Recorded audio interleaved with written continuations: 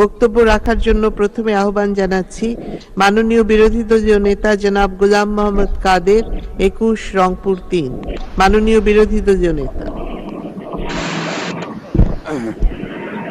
মাননীয় স্পিকার, আপনাকে ধন্যবাদ।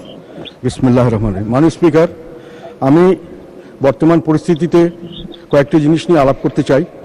একটি হলো সুবিধা বঞ্চিত মানুষদের অধিকার নিয়ে কিছু কথা বলতে চাই। পরবর্তীতে বাংলাদেশে এখন দুটি ইস্যুতে বেশ কিছু মতবিরোধ এবং উত্তপ্ত পরিস্থিতি দেখা যাচ্ছে। একটা তো কোটার বিষয়, চাকরির ক্ষেত্রে কোটা, আর একটা হলো পেনশন স্কিম নতুন যেটা দেওয়া হয়েছে, সেক্ষেত্রে কিছু মানুষের এটার সঙ্গে একমত হতে পারছেন না এবং সেই বিষয়ে আমাদের মতামত সম্পর্কেও আমি কিছু বলতে চাই। তো আর তারপরে আমাদের কতগুলো সাধারণ বিষয় আছে, যেটা যেমন আমাদের শিক্ষা ব্যবস্থার যেটা কথা বারংবার আলোচিত হচ্ছে, শিক্ষার মান নিচে নেমে যাচ্ছে, এটার বিষয়ে কিছু করা যায় কিনা, আর অন্যান্য বিষয়ে আমি দু একটি কথা এখানে বলবো। মাননীয় স্পিকার, প্রথম কথা হলো, আমরা জানি যে আমাদের দেশে হরিজন সম্প্রদায় একটা আছে। আমাদের দেশে না, সারা ভারতবর্ষের বিভিন্ন জায়গায় আছে। হরিজন কথাটার অর্থ হলো ঈশ্বরের সন্তান। এই নামটা এই অস্পৃশ্য দলিত জাতি যারা খুব ছোট কাজ করত ব্রিটিশ আমলে, তাদেরকে এটা মহাত্মা গান্ধী দিয়েছিলেন তাদেরকে অধিকার বা তাদেরকে সম্মান দেখানোর জন্য, যে তারা কিন্তু সমাজে একটা বড় ধরনের কাজ করেন যেটা অন্য কেউ করতে পারে না।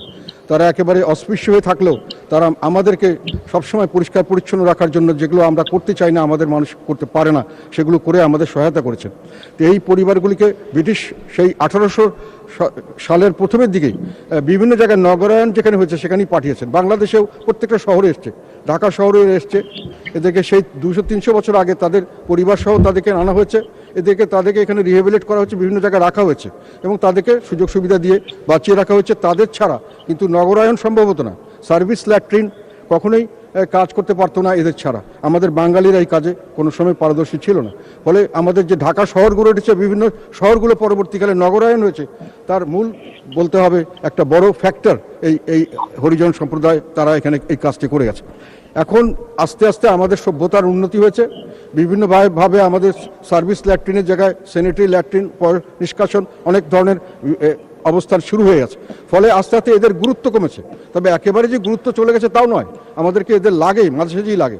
যেহেতু গুরুত্ব কমে গেছে, তখন দেখছি আমরা আমাদের যে এত 200-300 বছর থেকে বংশ পরস্পরায় তারা আমাদেরকে বিভিন্নভাবে সহায়তা করছে, যে সহায়তাটা আমরা তাদের ছাড়া এই নগরায়ণ সভ্য জাতি হিসাবে বাস করার জন্য কঠিন হয়ে যেত, সেখানে কিন্তু আমরা তাদেরকে সেই কৃতজ্ঞতা বোধটুকু আমরা দেখাতে পারছি না।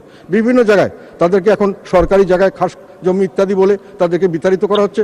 তারা অস্পৃশ্য, তাদেরকে বিতাড়িত করলে কেউ তাদেরকে বাড়ি ভাড়া দেয় না।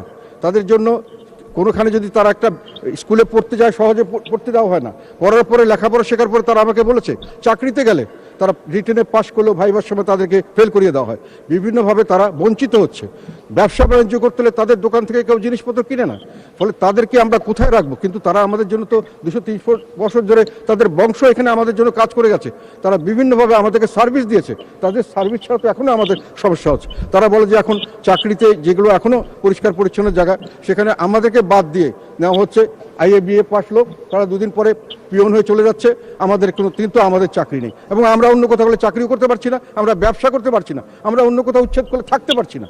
এই যে একটা অমানবিক পরিস্থিতি একটা আমরা সুবিধা বঞ্চিত কিছু মানুষের জন্য সৃষ্টি করেছি, এটার দিকে তো আমাদের একটা দায়িত্ব আছে, সামাজিক দায়িত্ব, রাষ্ট্রের দায়িত্ব আছে। এখানে আমাদের রাষ্ট্র যেখানে আমাদের বলেছে মৌলিক অধিকারের মধ্যে অন্ন, বস্ত্র, বাসস্থান এগুলো তারা দেবে, চিকিৎসা এবং শিক্ষা, এখানে কিন্তু আমাদের একটা দায়িত্ব এসে যে আন্ডার প্রিভিলেজদের দিকে একটা বিশেষভাবে দৃষ্টি দেওয়ার। তো এখানে যেটা আমার দৃষ্টিতে আসলো, যেহেতু বিষয়টা আমরা আগেও শুনেছিলাম, বিভিন্ন জায়গায় তাদেরকে সন্ধ্যার পরে তারা যদি যখন রাতে তারা কাজ করে, শেষ রাতে গুন্ডা পান্ডারা তাদের মেরে ফেলে, যে তাদেরকে সাক্ষী থাকছে গুন্ডামি করার, ডাকাতি করার, তারা বিভিন্ন জায়গায় গেলে বিভিন্নভাবে হ্যারাস্ট হয়। সেই সমস্ত মানুষকে আমরা এখন হঠাৎ করে একটা জায়গায় নগরায়ণের কথা বলে ঝট করে তাদেরকে রাস্তায় ফেলে দিচ্ছে।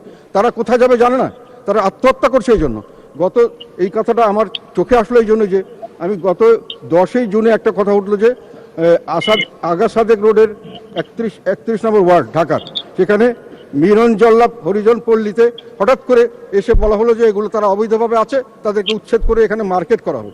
মার্কেট কেন করাবে আমরা জানি, এখানে মার্কেট করলে এখানে মার্কেটে অনেক ধরনের অনেক প্রফিট হবে, তৈরিতে প্রফিট হবে, এখানে যারা ইজারা দেবে সেই প্রফিট, ব্যবসাতে যারা করবেন সেখানে প্রফিট।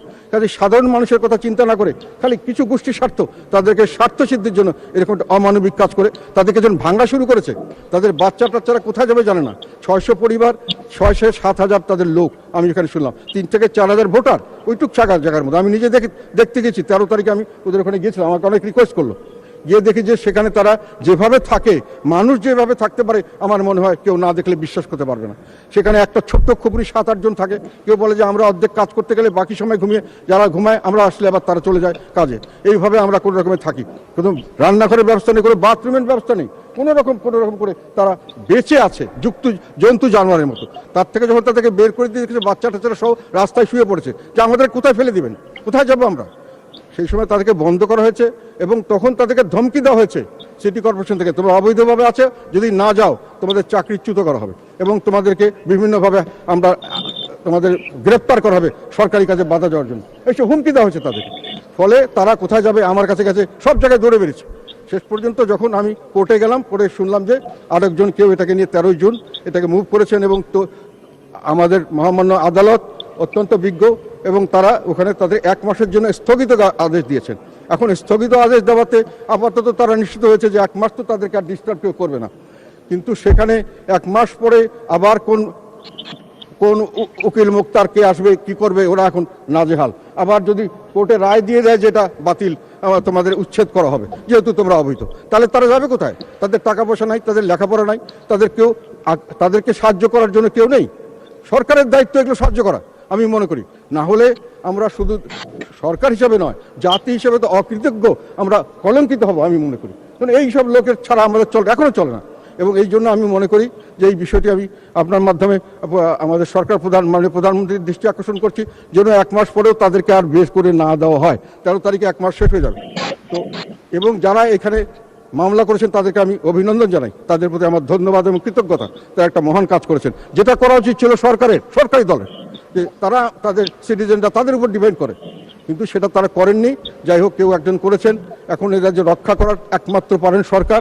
আমরা আশা করব যে তাদেরকে এইভাবে উচ্ছেদ না করে তাদেরকে অন্ততপক্ষে তাদের রিহ্যাবিলিটের ব্যবস্থা করেন, তাদের চাকুরিগুলিকে পার্মানেন্ট করার ব্যবস্থা করেন। তাদের নাকি চাকুরি পার্মানেন্ট করা হয় না, যেহেতু তাদের এখন আর তাদের গুরুত্বটা অতটা নেই, আমরা সার্ভিসটা একটা ইউজ করি না হলেও চলে। আর একটা কথা হলো, চাকরি যেখানে তাদের পরিচ্ছন্ন কর্মী, এখানে আমি সরকারকে অনুরোধ করবো মাননীয় স্পিকার আপনার মাধ্যমে, যে তাদেরকে যেন সেই সব জায়গায় দেওয়া হয়, কারণ অন্য জায়গায় তাদেরকে নেওয়া হয় না। ফলে তাদেরকে কোনো না কোনো জায়গায় দিতে হবে, তারা এই কাজটি ভালো পারে। এখানে কেন আমরা দলীয় লোক ঢুকাতে চান, কেন MA BA পাস লোককে সুইপার করতে চান? তাদেরকে বাদ দিয়ে তাদেরকে চাকরির ব্যবস্থা করেন। এদের তো অন্যখানে যাওয়ার জায়গা আছে, এদের তো কোনোখানে যাওয়ার জায়গা নেই। এখন তারা বিভিন্ন জায়গা থেকে বিতাড়িত হয়ে যাচ্ছে। তো আমি মনে করি, আর একটা কথা হলো, মানুষ হিসাবে আমাদের একটা দায়িত্ব আছে এদেরকে একটা রিহ্যাবিলিট করার। যদি এদেরকে কোথাও সরাতেও হয়, এই জায়গাটা আমি মনে করি আরেকটা জায়গায় নিয়ে তাদের একটা ভালো বিল্ডিং করে, কোনো জায়গায় সরকার করেছেন প্রজেক্ট, যথেষ্ট নয়, এটা আমার দায়িত্ব বলে আমি মনে করি। সেই জন্য আমি আজকে আপনাদের মাননীয় স্পিকার আপনার মাধ্যমে সকলের দৃষ্টি আকর্ষণ করলাম যে তাদেরকে যেন আর উচ্ছেদ না করা হয়, ধমকি না দেওয়া হয়, মামলা মোকদ্দমা চাকরি বাকরি ছাড়িয়ে না দেওয়া হয়, এবং তাদেরকে একটা বাসস্থানের সুযোগ করে দেওয়া হয়, এবং পরবর্তীতে রিহ্যাবিলিট করলেও তাদেরকে যেন সুন্দরভাবে রিহ্যাবিলিট করা হয়, এবং সেভাবে পরবর্তীতে চাকরির সুযোগ সুবিধা যেন এই সুবিধা বঞ্চিত মানুষগুলি সঠিকভাবে পায়, এটা আমাদের সকলের দায়িত্ব। আমি মনে করি এটা আপনার মাধ্যমে আমি সংশ্লিষ্ট সবার দৃষ্টি আকর্ষণ করছি।